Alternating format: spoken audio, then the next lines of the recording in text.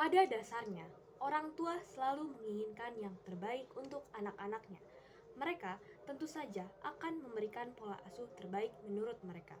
Pola asuh tersebut dapat mereka peroleh dari berbagai sumber, seperti dari cara orang tua mereka mendidik mereka dahulu, dari teman, media sosial, dan lain-lain. Mereka nantinya akan menyaring informasi-informasi tersebut dan menerapkan hal yang menurut mereka benar kepada anak-anak mereka dengan harapan anak-anak mereka akan menjadi anak yang baik dan sukses di masa depan nanti. Namun, ironisnya, di Indonesia masih banyak orang tua yang mendidik anak mereka dengan cara yang salah, seperti mendidik anak mereka dengan kekerasan. Hal ini bisa menyebabkan anak-anak tersebut menjadi anak-anak yang membangkang nantinya. Anak-anak seperti ini memang menjadi korban dari pola pengasuhan yang salah.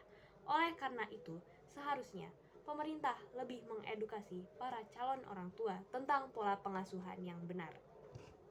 Walaupun masih banyak orang tua yang mendidik anak mereka dengan cara yang salah, tetapi hal ini bukan berarti tidak dapat diatasi.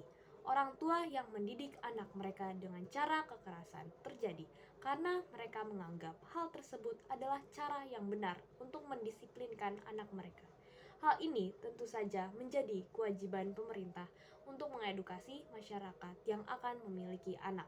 Namun, mengadakan tes uji kelayakan untuk memiliki anak tidaklah efektif dan hanya akan membuang-buang waktu saja.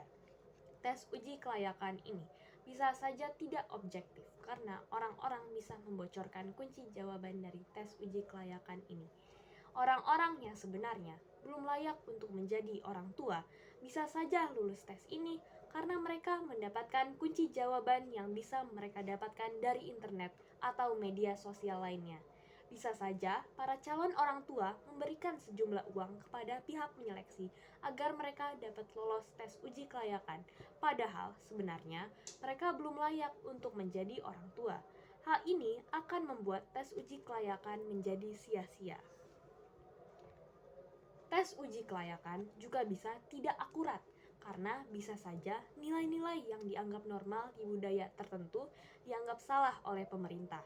Salah satu contohnya adalah memukul balik anak kecil yang telah memukul seseorang. Hukuman fisik pada anak memang dilarang di Indonesia, namun tindakan tersebut dilakukan agar anak mendapatkan efek jerah dan tidak akan memukul orang lain lagi. Contoh yang lain lagi adalah orang tua yang terlalu mendorong anaknya untuk selalu belajar agar anaknya berprestasi. Tindakan tersebut terkadang dapat membuat anak menjadi stres dan pada akhirnya jadi melawan orang tuanya. Bagi sebagian orang tua, hal ini merupakan hal yang wajib mereka lakukan agar anak mereka bisa mencapai prestasi yang mereka inginkan.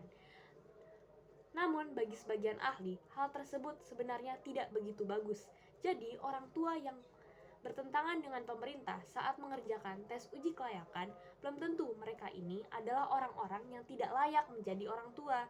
Hal ini terjadi karena ketidaksesuaian nilai-nilai tertentu dengan prinsip mendidik anak menurut pemerintah.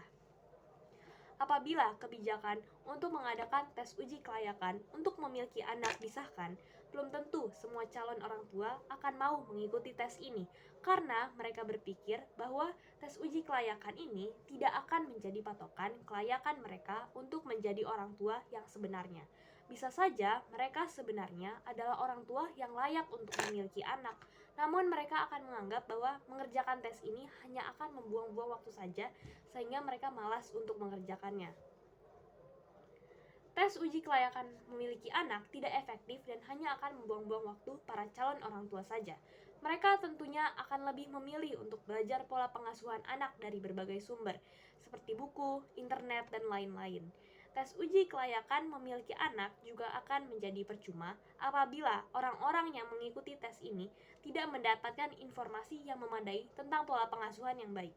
Mereka menjadi terhambat untuk memiliki anak, padahal mereka ini tidak lulus tes karena mereka tidak mendapatkan informasi yang memadai tentang pola asuh yang baik. Pemerintah tentu saja menginginkan semua anak-anak Indonesia mendapatkan pola pengasuhan yang layak.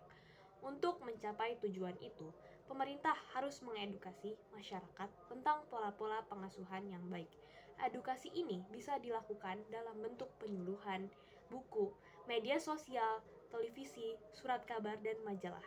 Edukasi akan lebih diterima masyarakat dibanding tes uji kelayakan yang bisa saja tidak objektif dan belum tentu akan dilakukan oleh masyarakat. Pemerintah juga tidak harus menyisihkan anggaran untuk tes uji kelayakan, cukup dengan memaksimalkan anggaran untuk edukasi pola pengasuhan.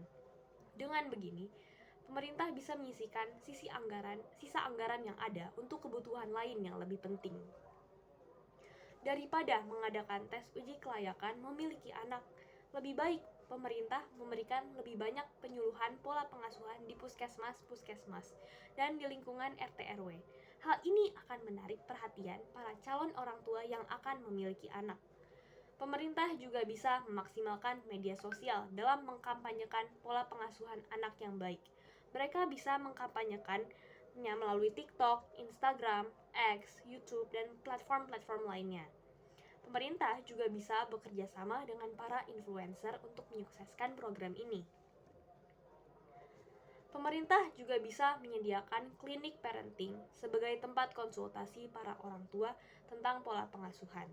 Klinik ini nantinya akan berupa aplikasi yang akan bisa diakses 24 jam oleh pengguna. Disediakan juga artikel-artikel dan video-video parenting lainnya yang menarik. Mengadakan seminar-seminar online tentang parenting juga bisa menarik perhatian para calon orang tua. Para ahli-ahli parenting dari luar negeri bisa dijadikan narasumber seminar online ini yang nantinya akan lebih menarik perhatian para calon orang tua. Dengan metode-metode menarik seperti ini, para calon orang tua akan lebih bersemangat dalam memperdalam ilmu parenting mereka. Harapannya akan semakin banyak orang tua di Indonesia yang menerapkan pola asuh yang benar bagi anak-anak mereka. Memperbanyak edukasi tentang pola asuh yang benar jelas lebih efektif dibanding dengan mengadakan tes uji kelayakan memiliki anak. Dengan memperbanyak edukasi tentang pola asuh yang tepat, diharapkan semua calon orang tua bisa mendapatkan informasi-informasi yang tepat dan bisa menerapkan pola asuh yang baik dan benar bagi anak-anak mereka. Oleh karena itu, pemerintah seharusnya lebih banyak memberikan edukasi tentang pola pengasuhan yang baik melalui penyuluhan-penyuluhan, media sosial, dan layanan aplikasi dibandingkan mengadakan tes uji kelayakan memiliki anak yang tidak begitu efektif. Mari dukung tim oposisi. Terima kasih.